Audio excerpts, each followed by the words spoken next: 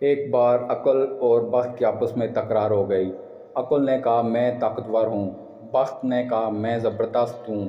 آخر انہوں نے آپس میں فیصلہ کیا کہ کسی آدمی کے ذریعے اپنا زور آزماتے ہیں، خود بخود پتہ چل جائے گا کہ کون طاقتور ہے۔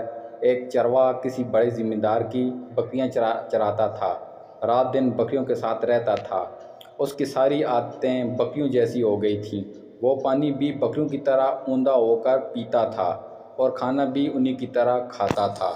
اس ملک کے بادشاہ کی بیٹی بہت خوبصورت اور دلکش تھی، اسے شہزادی کی شادی کرنی تھی، کیوں نہ اسی چال چلی جائے کہ لال بھی مل جائے اور محبت بھی رہ جائے۔ سو اس نے وزیر سے مشورہ کرنے کے بعد ملک بھر میں اعلان کروا دیا کہ فلاں دن فلاں میدان میں گڑوئی گھمائی جائے گی اور جس شخص پر گڑوئی ٹھہرے گی اسی سے شہزادی کی شادی کی جائے گی۔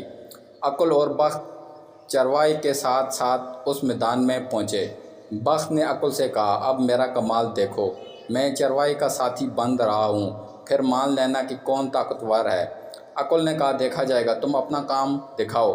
میدان میں جب سب جمع ہو گئے تو بادشاہ نے گڑوئی گھمانے کا حکم دیا۔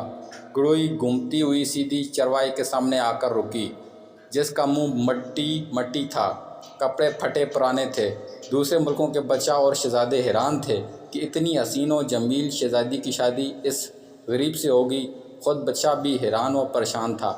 آخر اس نے فیصلہ کیا کہ گڑوئی دوبارہ گھمائی جائے۔ گڑوئی دوبارہ گھمائی گئی اور خدا کی قدرت سے وہ پھر چرواہے کے سامنے آ کر رکی۔ بادشاہ نے تقدیر کا فیصلہ سمجھ کر اسے اپنا داماد قبول کر لیا۔ چرواہے کو غسل کے بعد بہترین کپڑے پہنائے گئے اور بنا سنوار کر اسے پھانسی چڑھوا دوں گی اور میری جان آزاد ہو جائے گی۔ یہ سوچ کر اس بیچاری شادی نے چرواہے سے کہا تم سے سوال پوچھتی ہوں، اگر تم نے درست جواب دیے تو ٹھیک، ورنہ تم کو پھانسی کی سزا ملے گی۔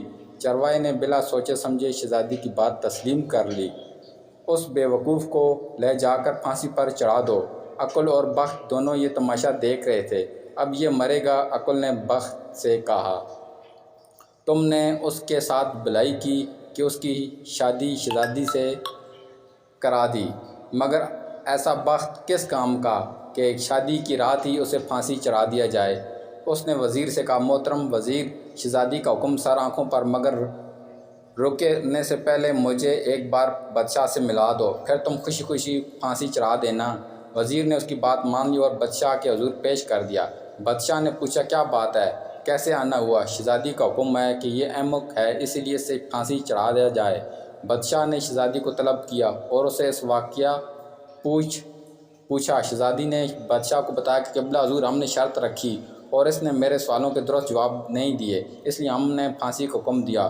وہ سوال ہمارے سامنے پوچھے جائیں، اگر درست جواب دے تو ٹھیک، ورنہ اسے پھانسی چڑھا دیا جائے۔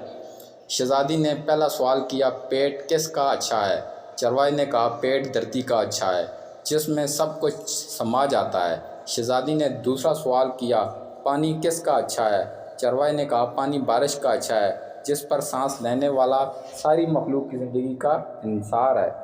شہزادی نے تیسرا سوال کیا پھول کس کا اچھا ہے؟ چرواہے نے جواب دیا کپاس کا پھول سب سے اچھا ہے، جو ساری مخلوق تن ڈھانپ دیتا ہے۔ یہ جواب سن کر بادشاہ نے کہا بیٹی یہ سب باتیں تو عقل مندوں کی ہیں۔ شہزادی نے شرمندہ ہو کر اپنے شوہر سے معافی مانگی اور پھر وہ خوشگوار زندگی گزارنے لگے۔ یہ دیکھ کر بخت نے عقل سے کہا اے عقل، تم بلا شبہ مجھ سے